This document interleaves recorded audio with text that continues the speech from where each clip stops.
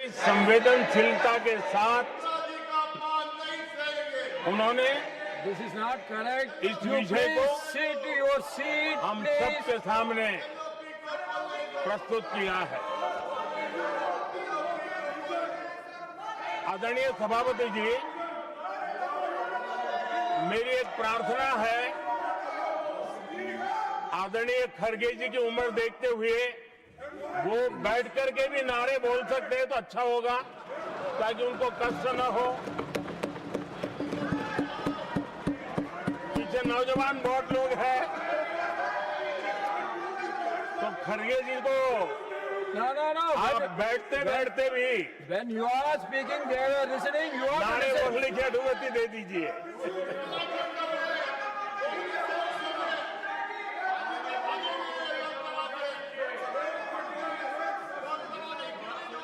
आदरणीय सभापति जी, राष्ट्रपति जी ने इस देश के मध्यम वर्ग, इस देश के निम्न मध्यम वर्ग, इस देश के गरीब, इस देश के गांव, इस देश के किसान, महिलाएं,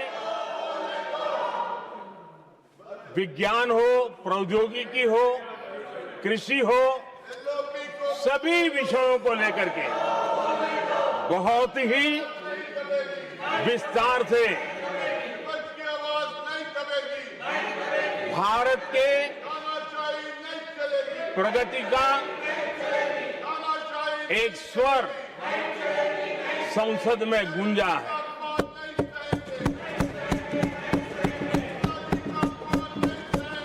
देश के नौजवान भारत के सामर्थ्य को कैसे आगे बढ़ा रहे हैं, इसकी भी विस्तार से चर्चा की है। हर वर्ग के सामर्थ्य को उन्होंने शब्दांकित किया है, और इतना ही नहीं, आदरणीय राष्ट्रपति जी ने भारत के उज्जवल भविष्य के प्रति एक विश्वास व्यक्त किया है। ये अपने आप में हम सबके लिए प्रेरक है। आदरणीय सभापति जी, 21वीं सदी का प्रथम क्वार्टर पूरा हो चुका है, लेकिन ये दूसरा क्वार्टर जैसे पिछली शताब्दी में भारत की आजादी के जंग में दूसरा क्वार्टर बहुत ही निर्णायक बना था। मैं साफ साफ देख रहा हूं कि विकसित भारत के निर्माण की दिशा में ये दूसरा क्वार्टर भी उतना ही सामर्थ्यवान होने वाला है, उतना ही तेज गति से आगे बढ़ने वाला है। और इसलिए आदरणीय सभापति जी, राष्ट्र का हर व्यक्ति ये महसूस कर रहा है कि एक अहम पड़ाव पर हम पहुंच चुके हैं। अब न हमें रुकना है, न हमें पीछे मुड़ करके देखना है। I will not go ahead to do what you are doing. आगे ही आगे देखना Please, है, my dear. I am not going to let गति you से चलना down. है। You please, my dear. और लक्ष्य को प्राप्त करके ही हमें सांस लेनी है, उस दिशा में हम आगे बढ़ रहे हैं। Nothing should go on without except the Prime Minister's speech.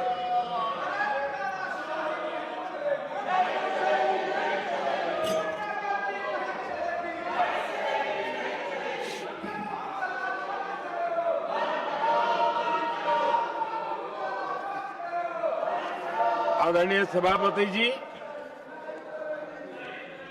वर्तमान में अगर हम देखें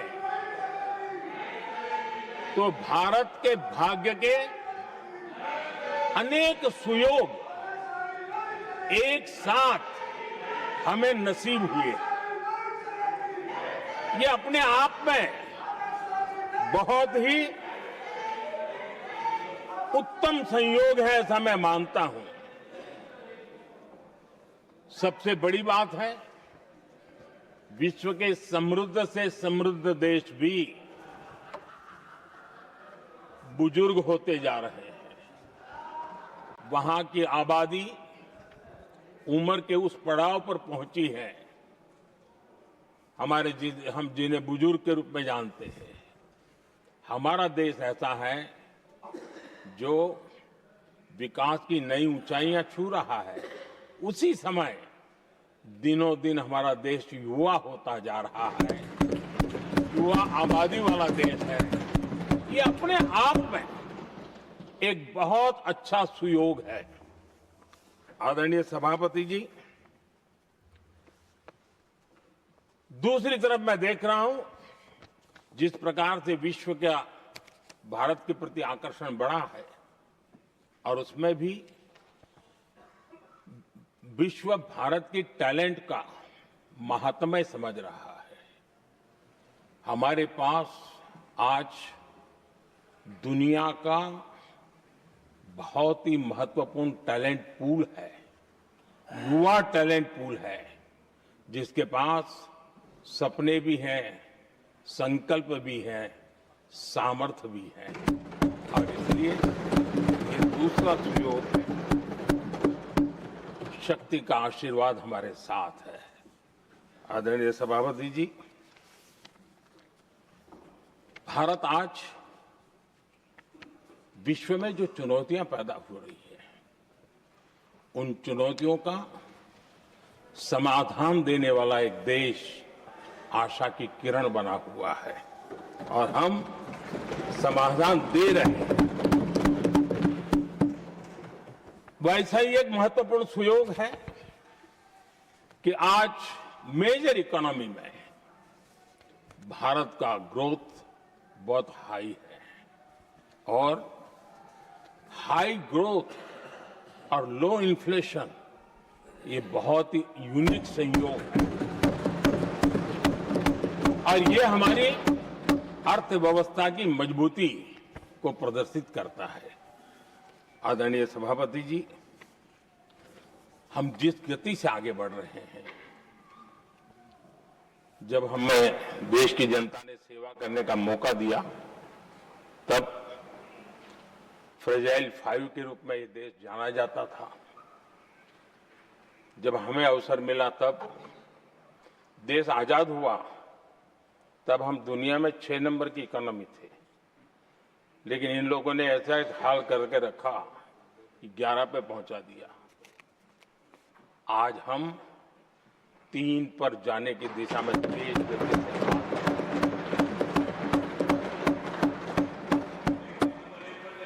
आदरणीय सभापति जी, आज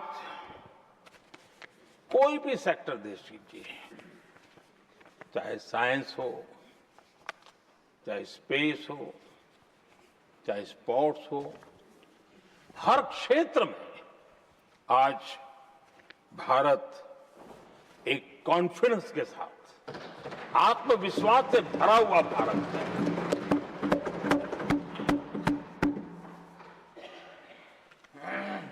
कोविड के बाद विश्व में जो स्थितियां पैदा हुई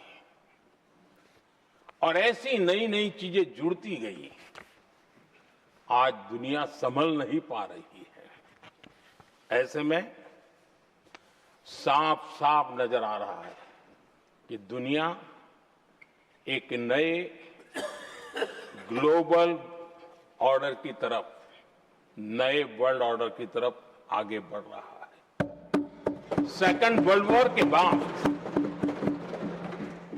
एक वर्ल्ड ऑर्डर बना था, अब एक नए वर्ल्ड ऑर्डर की तरफ विश्व बहुत तेजी से आगे बढ़ रहा है।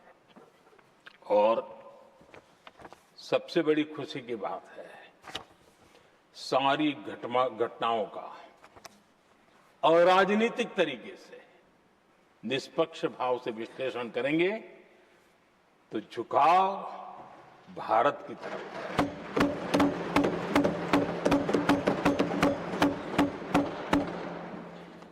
विश्व मित्र के रूप में, विश्व बंधु के रूप में आज भारत अनेक देशों का विश्वस्त पार्टनर बना है और हम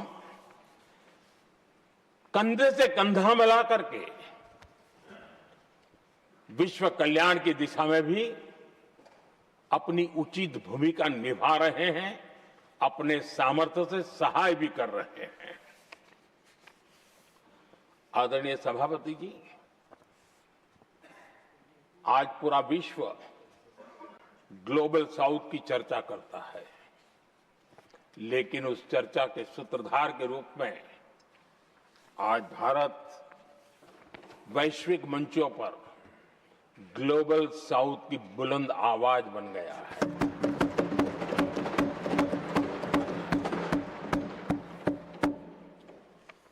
अनेक देशों के साथ आज Bharat future ready trade deals कर रहा है। पिछले कुछ ही समय में दुनिया के महत्वपूर्ण 9 बड़े देशों के साथ 9 बड़े हमारे ट्रेड डील हुए हैं और उसमें मदर ऑफ ऑल डील एक साथ 27 देशों के साथ, यूरोपियन यूनियन के साथ।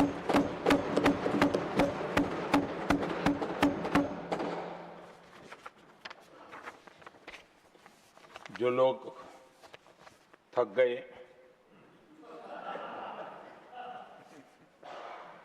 बेचारे चले गए, लेकिन कभी न कभी उनको जवाब देना पड़ेगा कि देश की ऐसी हालत कैसे बना के रखी थी कि दुनिया का कोई देश हमसे डील करने के लिए आगे नहीं आता था। आपने कोशिश की होगी, पीछे पीछे पीछे बहुत चक्कर लगाए होंगे, लेकिन किसी ने आपकी तरफ देखा भी नहीं होगा। क्या स्थिति ऐसे पैदा है? दुनिया के देश ऐसे ही भारत के साथ डील नहीं कर रहे हैं। आदरणीय सभापति जी, इसके पीछे सबसे बड़ी बात, डेवलप कंट्रीज एक डेवलपिंग कंट्री के साथ डील करता है ना, वो अपने आप में भी अर्थ जगत के लिए बहुत बड़ा है। और मेरे लिए नई बात नहीं है। जब मुझे गुजरात में सेवा करने का अवसर मिला था तो मैं एक वाइब्रेंट गुजरात समिट करता था और मेरे लिए गर्व की बात थी कि एक स्टेट, हिंदुस्तान का एक स्टेट, मेरी इस वाइब्रेंट समिट के partner country, develop country Japan हुआ करता था। एक राज्य ने सामर्थ्य दिखाया था, आज मेरा देश है सामर्थ्य दिखा रहा है। ये तब होता है जब आपके पास आर्थिक सामर्थ्य हो, आपके पास आपके नागरिकों के अंदर, देशवासियों में एक ऊर्जा हो और खास करके मैन्युफैक्चरिंग के लिए एक मजबूत इकोसिस्टम हो, तब जाकर के विश्व आपके साथ डील करने के लिए आगे आता है। वोट बैंक की राजनीति में डूबे हुए लोगों ने कभी भी देश के ऐसे अनेक पहलुओं पर मजबूती देनी चाहिए, ये कभी उनकी प्राथमिकता नहीं रही और उसी का परिणाम है। और जहां तक कांग्रेस पार्टी का सवाल है, मैं साफ साफ कहना चाहता हूं और मेरे शब्दों पे भरोसा नहीं तो मैं देश को, लोगों को कहूं कुछ मत करो, सिर्फ लाल किले से कांग्रेस के प्रधानमंत्रियों के जो भाषण है, सिर्फ उन भाषणों का एनालिसिस कर लो, आपको साफ साफ लगेगा कि न उनके पास कोई सोच थी, न उनके पास कोई विजन था और न ही कोई इच्छा शक्ति थी। और इसका परिणाम है कि देश को इतना भुगतना पड़ा। आदरणीय सभापति जी, मैं कोटि कोटि देशवासियों का आभारी हूं। उन्होंने सेवा करने का अवसर दिया। हमारी काफी शक्ति उनकी गलतियों को ठीक करने में जा रही है। दुनिया के मन में जो उनके समय की छवि है, उस छवि को धोने में मेरी ताकत लगती है। ऐसा बर्बाद करके रखा हुआ था। और इस काम के लिए हमने फ्यूचर रेडी पॉलिसीज पर बल दिया है। और आज आपने देखा होगा, देश नीति के आधार पर चल रहा है, पॉलिसीज के आधार पर चल रहा है। एडवोकेज्म को हमने त्याग कर दिया है और उसके कारण विश्व का विश्वास बनता है। हमने रिफॉर्म, परफॉर्म, ट्रांसफॉर्म के मंत्र को लेकर के आगे बढ़े और आज स्थिति ऐसी है कि देश रिफॉर्म एक्सप्रेस पर सवार हो चुका है।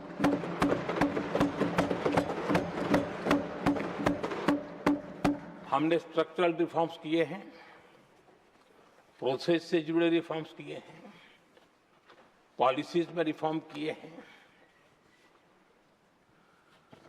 हमारा मैन्युफैक्चरिंग सेक्टर, हमारे उद्यमी ये सशक्त हो, भारत की हर चीज का वैल्यू एडिशन हो, उस दिशा में हमने प्रयास किया है। और मैं आज विश्वास के साथ कह सकता हूं, आज भारत विश्व के साथ स्पर्धा करने के लिए पूरी तरह तैयार है।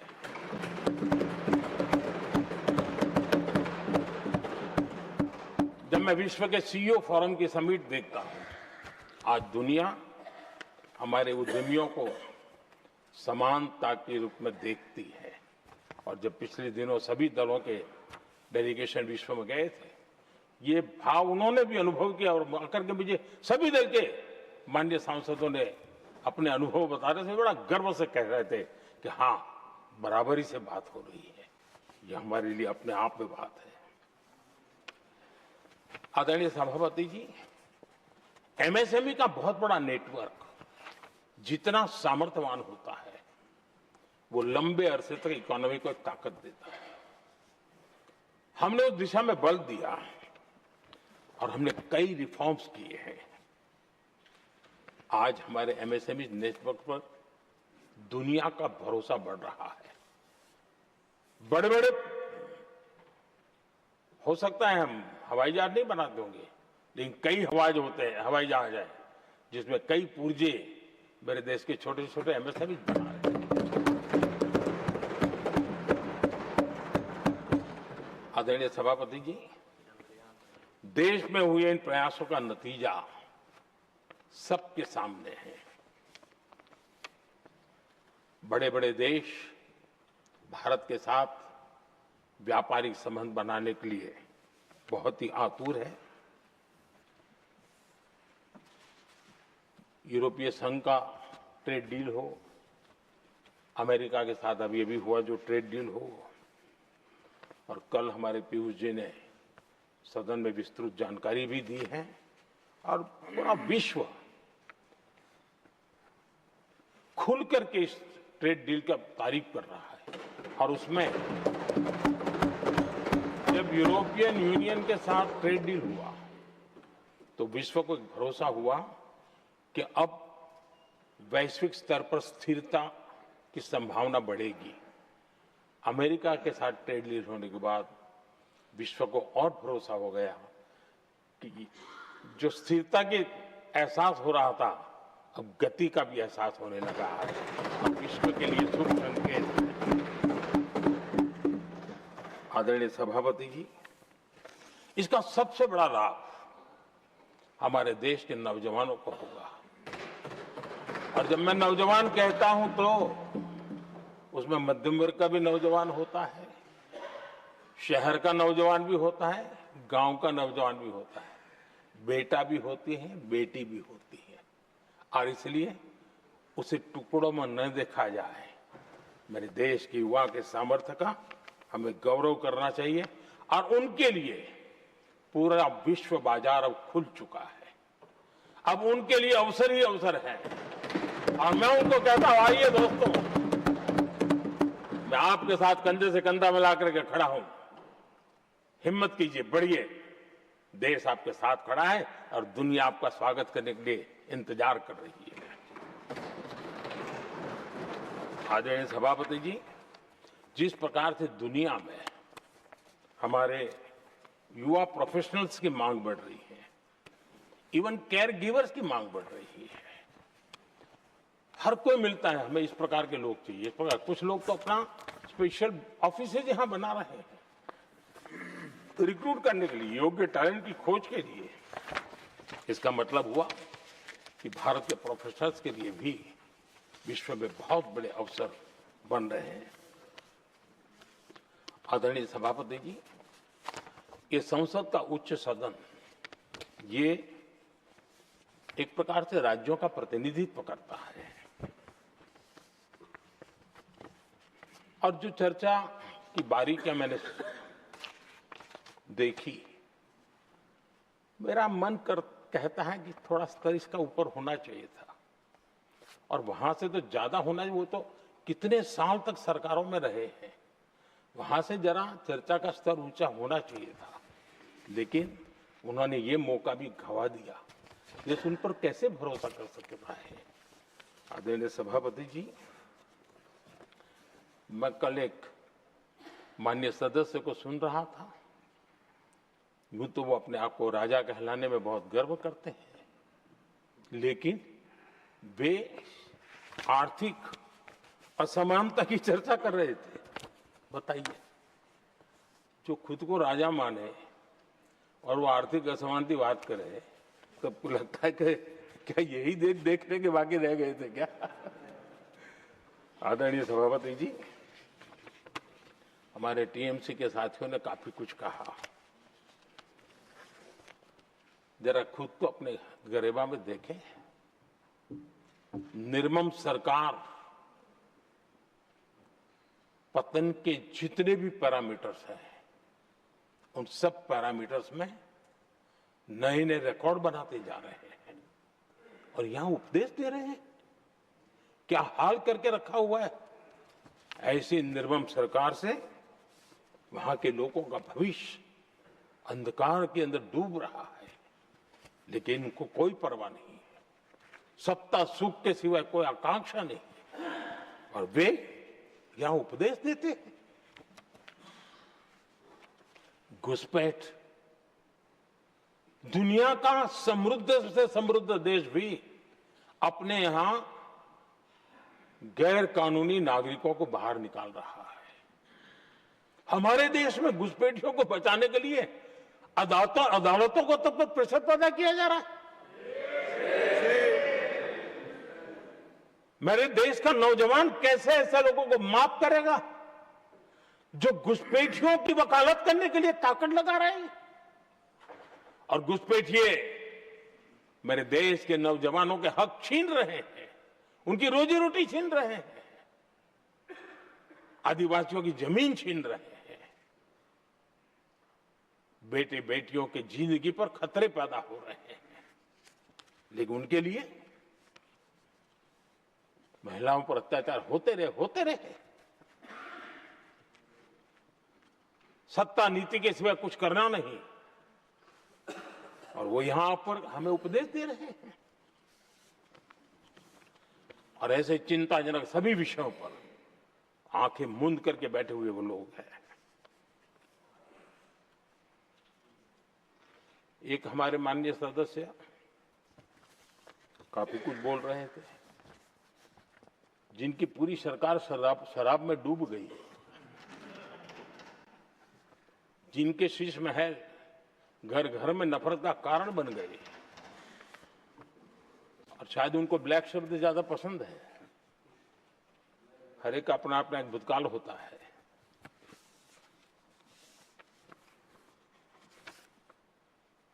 पता नहीं ब्लैक के साथ उनका क्या पुराना रिश्ता है। आदरणीय सभापति जी, ऐसे सभी साथियों से मैं आज जरूर कहूंगा,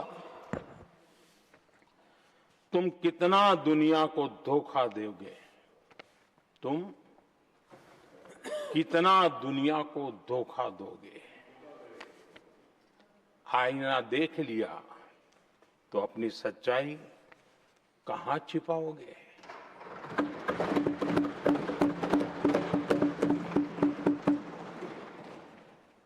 कांग्रेस हो, टीएमसी हो, डीएमके हो, लेफ्ट हो, ये दशकों से केंद्र में सत्ता में रहे हैं, सत्ता के भागीदार रहे हैं।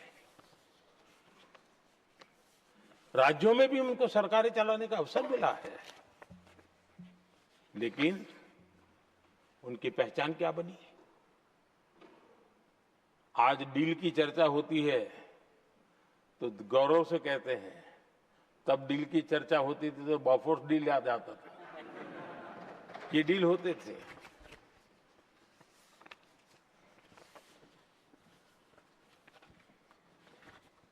उन्होंने सिर्फ जेब भरने का काम किया। नागरिकों के जीवन में बदलाव आना ये उनकी प्राथमिकता नहीं थी। आदरणीय सभापति जी, मैं कुछ उदाहरणों के साथ भी बात बताना चाहता हूं, क्योंकि यहाँ चर्चा में ये सारे विषय आए हैं और इसलिए मुझे कहना बहुत जरूरी है। अब एक उदाहरण देता हूं मैं बैंकिंग सेक्टर का। बैंकिंग सेक्टर एक प्रकार से अर्थव्यवस्था की ग्रिड होता है। 2014 से पहले फोन बैंकिंग का कालखंड था। नेता के फोन जाते थे और उसके आधार पर करोड़ों रुपया दे दिए जाते थे, और गरीबों को तो बैंकों में दुत्कार मिलती थी, नफरत होती थी। देश की 50% से ज्यादा आबादी बैंक के दरवाजे तक नहीं देख पाई थी। कांग्रेस के नेताओं के फोन पर अरबों रुपये लोगों को दे दिए गए, और जो ले जाते थे वो अपनी पर्सनल प्रॉपर्टी मान करके पैसे हजम कर जाते थे। यही खेल चलता रहा। कांग्रेस और यूपीए के राज में, और आज जो इंडी अलायंस बन करके बैठे हैं, उनके राज में बैंकिंग व्यवस्था तबाही के कगार पर खड़ी थी।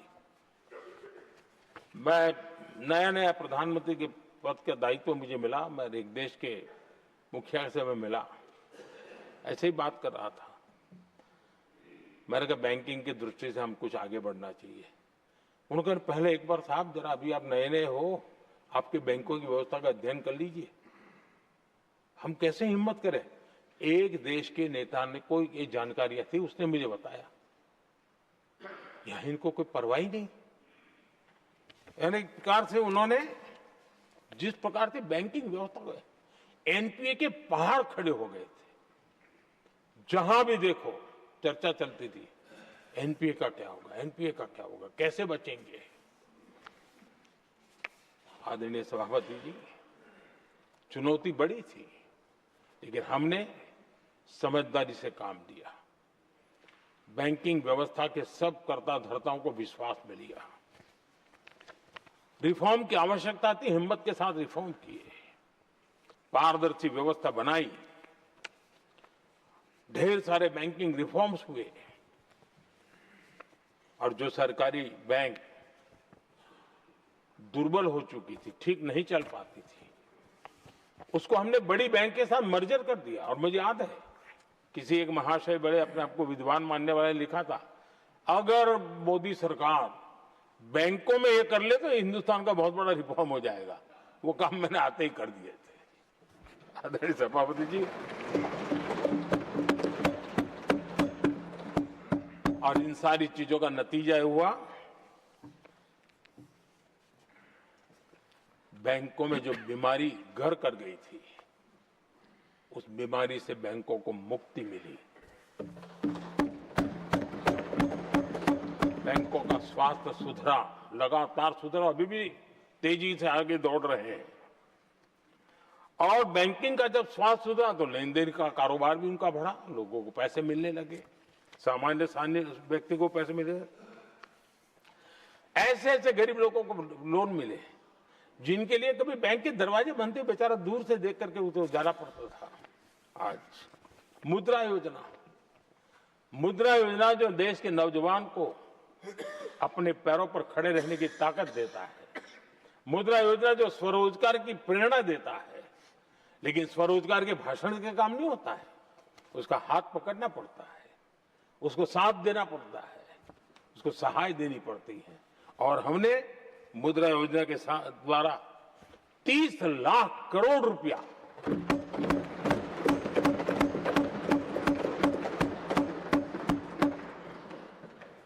$30 लाख करोड़ रुपए से ज्यादा लोन मुद्रा योजना के माध्यम से और बिना गारंटी देश के नौजवानों के हाथ में दिया और उन्होंने अपने कारोबार को आगे बढ़ाया। और गर्व की बात है, उसमें बहुत बड़ी मात्रा में माताएं बहनें भी हकदार बनी, लाभार्थी बनी।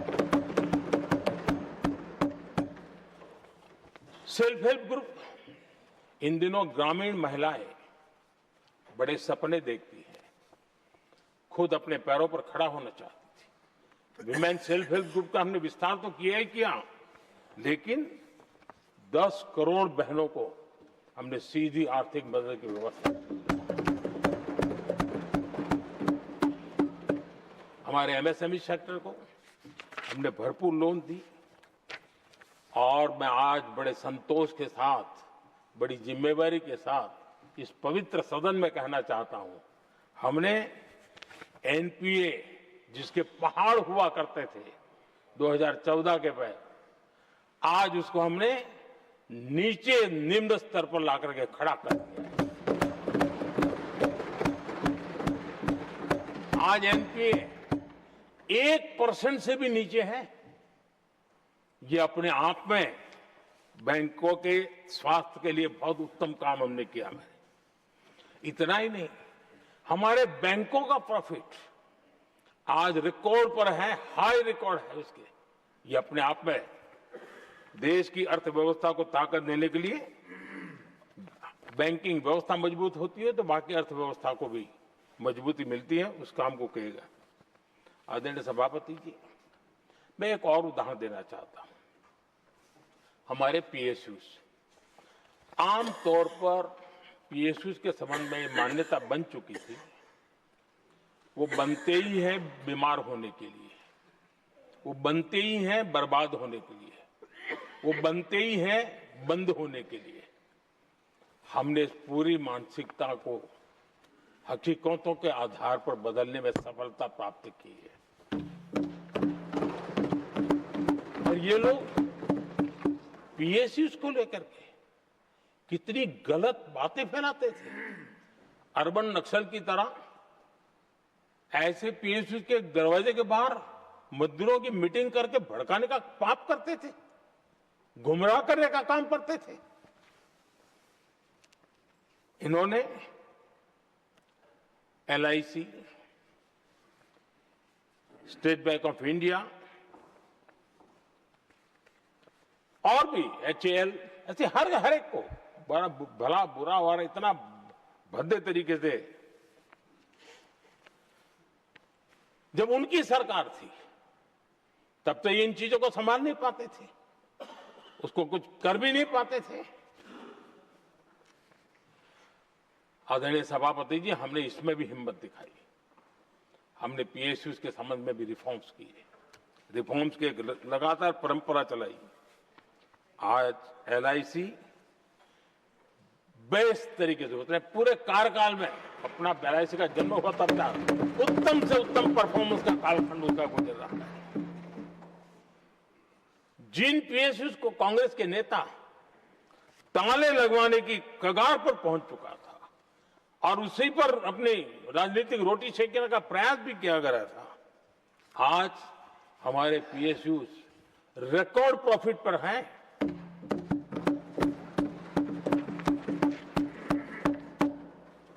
इतना ही नहीं, वे अपने परफॉर्मेंस से मेक इन इंडिया को भी गति दे रहे हैं। मेक इन इंडिया का जो सपना है उसका पूरा करने में वे भी एक बहुत बड़े कैटलिस्ट एजेंट के रूप में आज भूमिका अदा कर रहे हैं। रिकॉर्ड संख्या में रोजगार आज विश्व के अंदर जा रहे हैं, विश्व में भी अपनी ताकत दिखा रहे हैं, विश्व के साथ जुड़ रहे हैं, दुनिया के कई देशों के विकास यात्रा में वो भागीदार बन रहे हैं।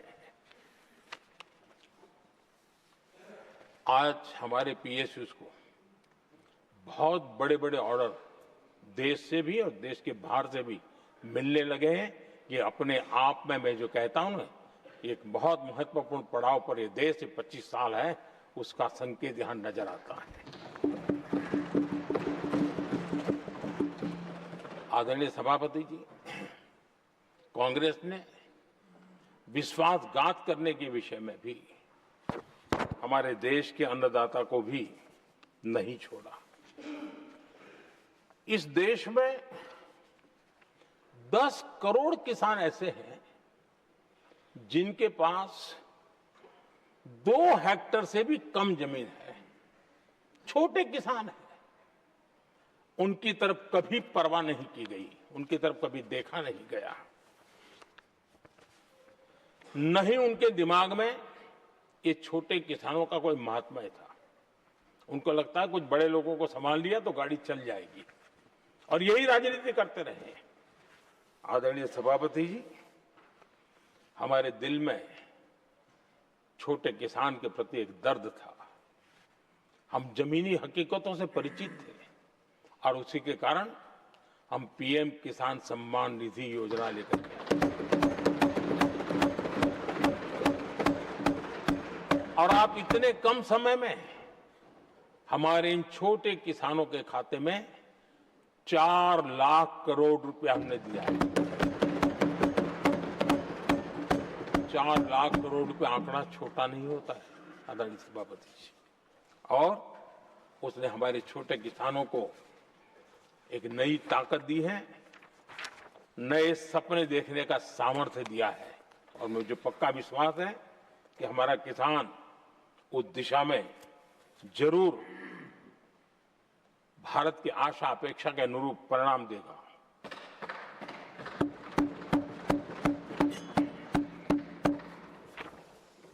आदरणीय सभापति जी,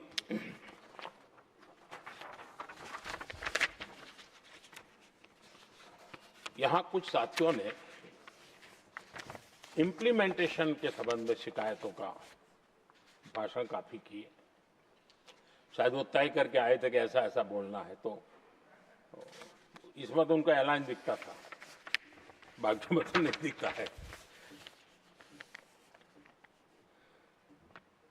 आदरणीय सभापति, जब ये इम्प्लीमेंटेशन को लेकर के इतनी बड़ी बड़ी बातें करते हैं, मैं एक जरा किस्सा सुनाता हूं।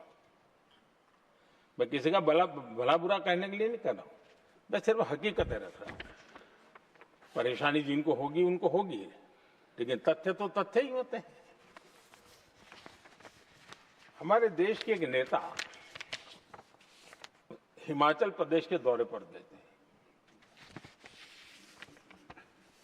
और वहां से आने के बाद उन्होंने खुद ने ये घटना कहीं सुनाई, रिकॉर्ड पर उपलब्ध है। उसमें उन्होंने कहा,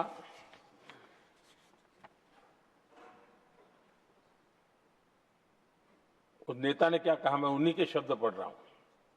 काफी लंबे समय तक मुझे योजना आयोग से संघर्ष करना पड़ा, क्योंकि वे पहाड़ी क्षेत्रों के लिए अलग योजनाएं बनाने को तैयार ही नहीं थे। मैं हिमाचल प्रदेश गई थी, जब मैं वापस आई तो मैंने योजना आयोग में कहा कि हमारे कामदारों को, वर्कर्स को जीप की जरूरत नहीं है, बल्कि खच्चरों की आवश्यकता है, ताकि कम से कम उन पर सामान आदि लादा जा सके। आगे उन्होंने कहा, लेकिन मुझे बताया गया हम पैसा तो जीप के लिए ही देंगे, क्योंकि खच्चरों के लिए पैसे देने की पॉलिसी नहीं है। इसी भाषण में आगे वो कहती हैं, अब वहां सड़कें ही नहीं थी। उनका कहने का कारण यह था कि हिमाचल में जहां वो गई और सड़कें ही नहीं थी। अब वहां सड़कें ही नहीं थी तो फिर उस पर जीप का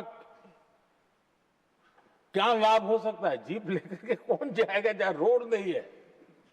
लेकिन उस समय योजना आयोग का जोर था या तो जीप या तो कुछ भी नहीं। आदरणीय सभापति जी, ये भाषण किसी और का नहीं, ये कांग्रेस के वरिष्ठ नेता और तत्कालीन प्रधानमंत्री इंदिरा गांधी का भाषण है।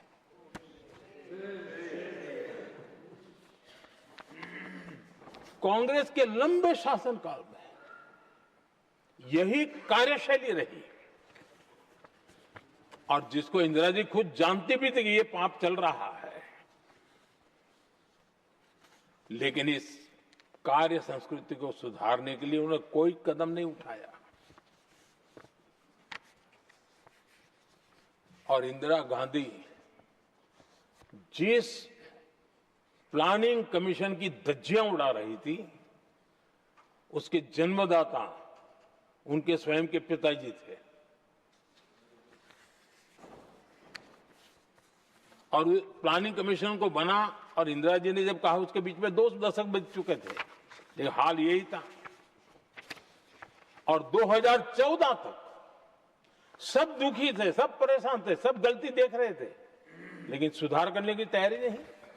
2014 के बाद जब आपने हमें मौका और कांग्रेस ने जिस प्रकार से प्लानिंग कमीशन अटकाना, लटकाना, भटकाना वाली कार्यशैली बना दी थी, 2014 में जब हमें मौका मिला तो हमने आकर के काम किया, प्लानिंग कमीशन को खत्म कर दिया और नीति आयोग को बनाया। आज नीति आयोग बहुत तेज गति से काम कर रहा है। अब देखिए एस्पिरेशनल डिस्ट्रिक्ट, वो भी एक बड़ा प्रेरक उदाहरण है। और मैं तो वहां देख रहा हूं कि डेवलपिंग कंट्रीज के लिए, विकास के लिए एक मॉडल के रूप में वैश्विक संस्थाएं इसको अनुमोदन दे रही है। ये एस्पिरेशनल डिस्ट्रिक्ट की ये सफलता बनी है। देश के कई जिले ऐसे थे जिसको पिछड़े मान करके छोड़ दिया गया था, और वहां करोड़ों लोगों की जो मौलिक जरूरतें थी उसको भी नकार दिया गया था। उनको तो ऐसे ही जीने के लिए मजबूर कर दिया गया था। और जो पिछड़े इलाके थे वो और पिछड़े होते गए और बर्बादी आती गई। और हालत तो सरकार में ऐसी थी कि जब किसी को पनिशमेंट ट्रांसफर करनी होती थी, पनिशमेंट पोस्टिंग देना होता, तो ऐसे ही जिलों में भेजा जाता था ताकि और खराब करे वो। ये हाल बन गया था, ये वर्क कल्चर बन गया था। हमने इस स्थिति को बदला। सबसे पहला आग्रह किया, यंग होनहार अफसरों को लगाया जाएगा और पूरा 3 साल का मौका उसको दिया जाए काम करने का। एक के बाद अब निर्णय किए। और आज देखिए किसी समय छत्तीसगढ़ का हमारा बस्तर एस्पिरेशनल डिस्ट्रिक्ट में था, आज वो बस्तर पूरे देश में बस्तर ओलंपिक के नाम से चर्चा में है।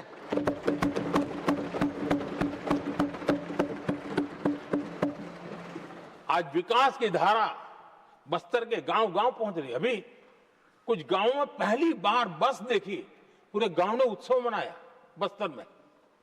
ये परिस्थितियां छोड़ करके गए हुए हैं लोग, और यहां पर पता नहीं किस प्रकार से देश को कहां ले जाना चाहते हैं लोग। आदरणीय सभापति जी,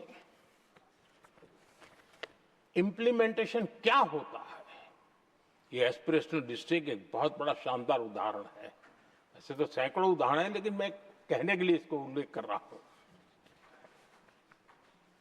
कांग्रेस के हमारे साथियों को ये जो बदलाव आ रहा है उसमें इंप्लीमेंटेशन नजर नहीं आ रहा है। और उनका तो ये कि वो प्लानिंग कमीशन वाला मॉडल है जीप और खच्चर वाला मॉडल यही वो लोग जानते हैं, उससे आगे कुछ नहीं जानते। और ये इम्प्लीमेंटेशन कैसे करते हैं? मेरा जन्म नहीं हुआ था उसके पहले सरदार वल्लभ भाई पटेल ने नर्मदा नदी पर बांध बांधने की कल्पना की। विषय तो पक्का हो गया, सरदार साहब नहीं रहे, खैर नेहरू जी ने शिलान्यास किया। अब इंप्लीमेंटेशन देखिए इनको।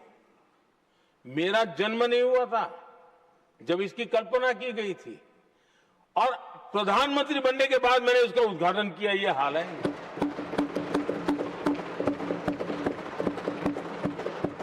और उनका इंप्लीमेंटेशन देखिए, मुझे मुख्यमंत्री रहते हुए 3 दिन अनशन पर बैठना पड़ा था नर्मदा सरदार सरोवर डैम के लिए, मेरे राज्य के किसानों के लिए। मैंने अपने आप को दांव पर लगा दिया था, तब जाकर के भारत सरकार को झुकना पड़ा, और तब जाकर के सरदार सरोवर डैम के कंस्ट्रक्शन को गति मिली, और यहां मैं पहुंचा तब मुझे उसका उद्घाटन करने का सौभाग्य मिला। और आज कच्छ तक, हावड़ा बीएसएफ के लोग जहां बैठते हैं वहां तक नर्मदा का शुद्ध पानी पीने के लिए पहुंच रहा है। इंप्लीमेंटेशन क्या होता है? और यहां पर इम्प्लीमेंट किसी ने शब्द पकड़ा दिया, हर एक के मुंह से वही निकल रहा था। हमने कांग्रेस की कार्यशैली को बदलने के लिए, जब मैंने देखा कई ऐसे काम थे अटके पड़े हुए, कोई पूछने वाला नहीं थे फाइलों में, और पॉलिटिकल फायदे के लिए अनाउंसमेंट कर दिए, दिए जला दिए, पत्थर लगा दिए, करना कुछ नहीं। आखिरकार मैंने एक टेक्नोलॉजी वाला प्लेटफॉर्म बनाया यहां आकर के, प्रगति के नाम से। ये प्रगति प्लेटफॉर्म का मैं उदाहरण देता हूं, आप हैरान हो जाएंगे। मुझे एग्जैक्ट याद नहीं है, लेकिन शायद हिमाचल में एक ट्रेन उन्होंने पार्लियामेंट में घोषित की थी, शायद ऊना और कोई। मेरे आने तक वो कागज पर भी उसका ड्राइंग नहीं बना था, बताओ, और चुनाव जीतने के लिए वो घोषणा कर दी। प्रगति के अंदर मेरे सामने विषय आया, ऐसे कई विषय मेरे सामने आए, और उस प्रगति के अंदर हमने एक एक प्रोजेक्ट क्यों अटके हुए, कॉस्ट किस डिपार्टमेंट की काम में क्या मुसीबत आई है, किसने गलत तरीके से इसको आगे बढ़ाया, और बजट तो बढ़ता ही गया था। जो योजना 900 करोड़ में होनी थी वो 90,000 करोड़ तक पहुंच जाए, ये हाल करके रख दिया था इन्होंने। हमने एक टेक्नोलॉजी प्लेटफॉर्म बनाया, हर महीने बैठा, अभी मैंने 50वां एपिसोड पूरा किया उस मीटिंग का, और लगातार उस काम करते करते, और संबंधित राज्यों को भी बिठाया, उनकी कठिनाइयों को भी समझा, उसके इम्प्लीमेंटेशन में कौन मिनिस्ट्री का परेशानी हो रही है, किस स्टेट की परेशानी हो रही है, किस कानून की परेशानी हो रही है, हर एक की बारीकी से देखा। और आज मैं गर्व से कह सकता हूं कि इस प्रगति के इम्प्लीमेंटेशन को बारीकी से प्रधानमंत्री के स्तर पर देखे जाने के कारण 85 लाख करोड़ रुपीस का काम को गति मिली है। 85 लाख करोड़ रुपीस के काम, आप कल्पना कीजिए, देश की कितनी बड़ी शक्ति को अनलॉक किया हमने। इंप्लीमेंटेशन कैसे होता है ये हमने करके देखा है। रेल हो, रोड हो, सिंचाई हो, ग्रामीण कोई व्यवस्था का काम हो, इन सारी चीजों को हमने इसमें लिया। अब जैसे जम्मू उधमपुर श्रीनगर बारामूला रेल लाइन, आज ये प्रोजेक्ट पूरा हुआ, और बर्फबारी में इन दिनों आपने देखा एक वीडियो बहुत पॉपुलर हुआ है, बर्फ के बीच में थे, चारों तरफ बर्फ की चादर छाई हुई है, और वंदे भारत ट्रेन निकल रही है, और लोग कहते हैं गलती मत करना, ये तो विदेश है, ये हिंदुस्तान है, ये रील चल रहे हैं बाजार में।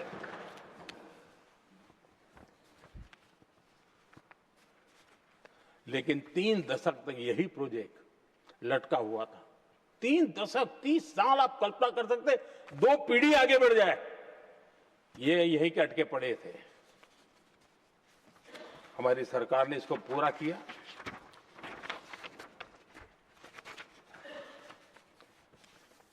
आदरणीय सभापति जी, मैं असम की बात करता हूं, और कोई ये मत सोचो कि मैं चुनाव है इसलिए बोल रहा हूं। इनके पाप है इसलिए मुझे कहना पड़ रहा है। कांग्रेस सिर्फ इमेजिन करती है, और इम्प्लीमेंट करने का उनको कोई लेना देना ही नहीं होता है। अब असम का बोगीबिल ब्रिज, ये बोगीबिल ब्रिज अरुणाचल और असम को जोड़ने वाला बहुत महत्वपूर्ण ब्रिज, कितने ही सालों तक ये प्रोजेक्ट लटका रहा। हमने प्रगति के माध्यम से इसको रिव्यू किया और असम सहित पूरे नॉर्थ ईस्ट को बहुत बड़ी सुविधा वाला ये काम हमने पूरा किया। आदरणीय सभापति जी,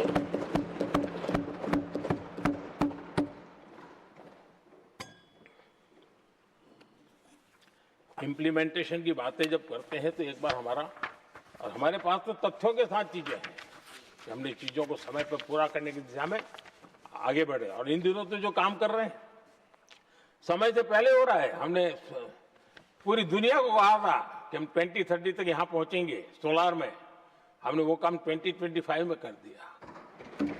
हमने इथेनॉल का समय तय किया था, हम उसमें भी 2-3 साल पहले ही काम पूरा कर लिया। तो एडवांस में हम काम पूरा करने का इंप्लीमेंटेशन की ताकत हमारे से उससे भी ज्यादा है। आदरणीय सभापति जी, भाजपा हो, एनडीए हो, हमारा अप्रोच, चीजों की तरफ देखने का हमारा दृष्टिकोण, समस्या के समाधान के लिए हमारी सोच और कांग्रेस के बीच में आसमान जमीन का अंतर है, बहुत फर्क है। मैं आपको उदाहरण देता हूं। हमारी सोच ये है कि 140 करोड़ देशवासी ये इतने सामर्थ्यवान हैं कि वे चुनौतियों को समाधान दे सकते हैं। ये हमारी सोच है, हमारा भरोसा है देशवासियों पर, उनके सामर्थ्य पर हमारा भरोसा है और यही लोकतंत्र की भी सच्ची ताकत होती है। लेकिन कांग्रेस देशवासियों को ही समस्या मानती है। अब मैं इनका इतना बोल करके छोड़ दूंगा तो आज पता नहीं रात को उनको नींद नहीं आएगी और गालियां कल कैसी दे उसका प्लानिंग चलेगा। लेकिन मैं उदाहरण के साथ बताना चाहता हूं किस प्रकार से लोग सोचते थे देशवासियों के लिए।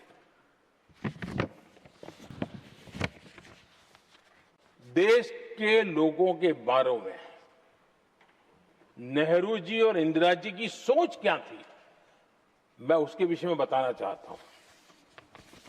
इंदिरा जी एक बार ईरान गए थे और ईरान में वो भाषण दे रही थी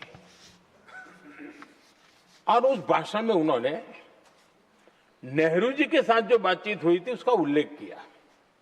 खुद ने कहा है, उन्होंने कहा, और मैं जो इंदिरा जी ने कहा था उसको कोट कर रहा हूं, जब किसी ने मेरे पिताजी से पूछा, यानी नेहरू जी से पूछा कि उनके सामने कितनी समस्याएं हैं, तो उन्होंने उत्तर दिया था 35 करोड़। नेहरू जी ने जवाब दिया था कि उनके सामने कितनी समस्याएं हैं, बोले 35 करोड़।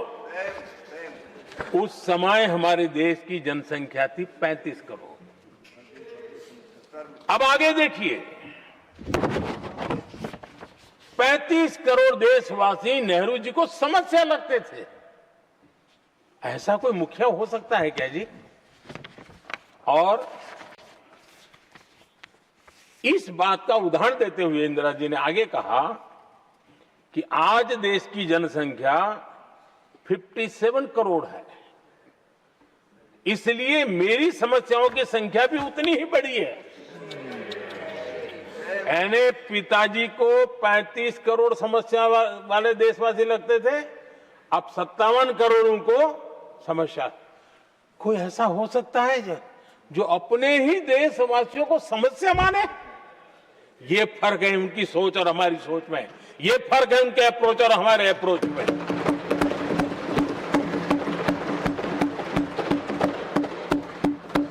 नेहरू जी हो या इंदिरा जी हो या पूरी कांग्रेसी बिरादरी हो, ये लोग भारत के लोगों को समस्या मानते हैं। आदरणीय सभापति जी, मेरे कई कोटेशन मिलेंगे।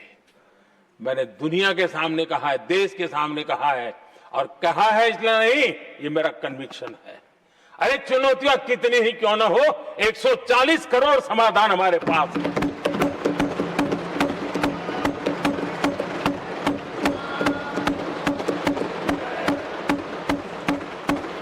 हमारे लिए देशवासी समर्थक की पूंजी है।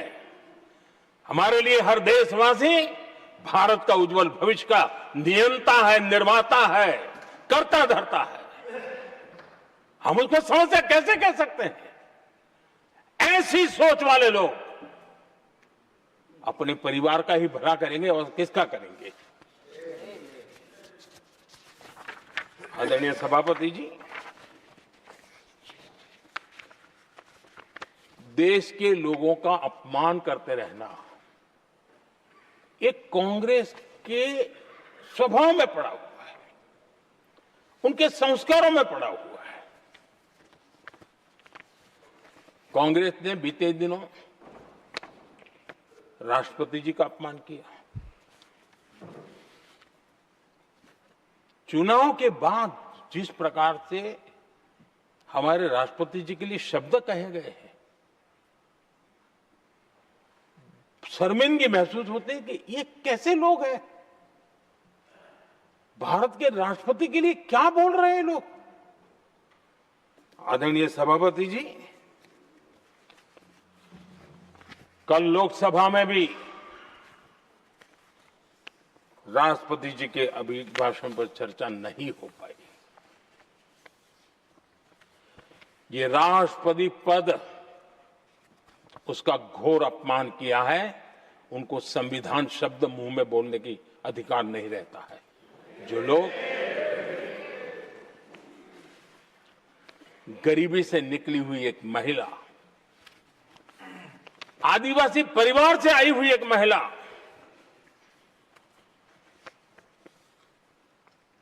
जब आपने लोकसभा में जो व्यवहार किया है, आपने आदिवासी समाज का अपमान किया है, आपने महिला का अपमान किया है। भारत के सर्वोच्च पद पर विराजमान, संविधान ने जिनको सर्वोच्च पद दिया है, आपने उनका अपमान किया है। आपने संविधान का अपमान किया है।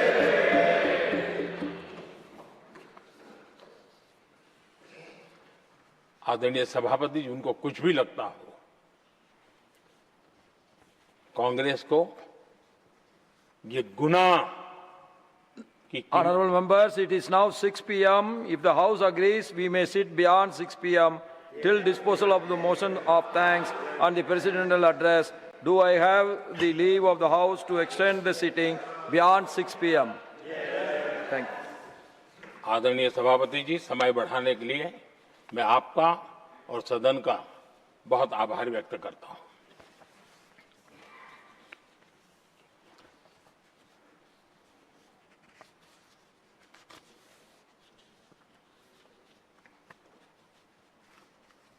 आदरणीय सभापति जी, बड़ी दर्दनाक लोकसभा की घटना है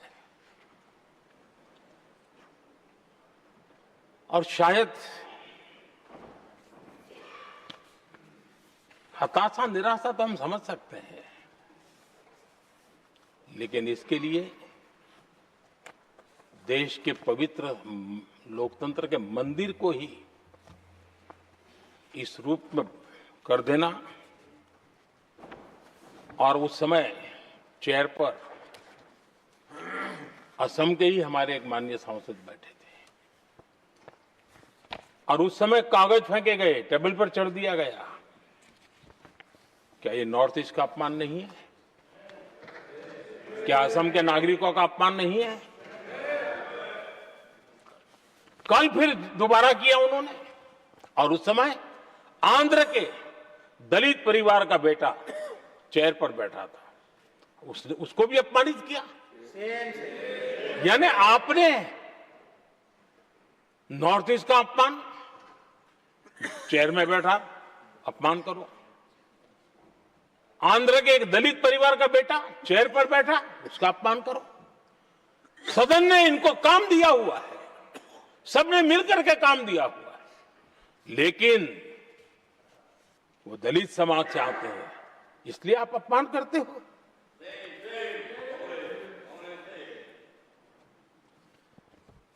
और ऐसा लगता है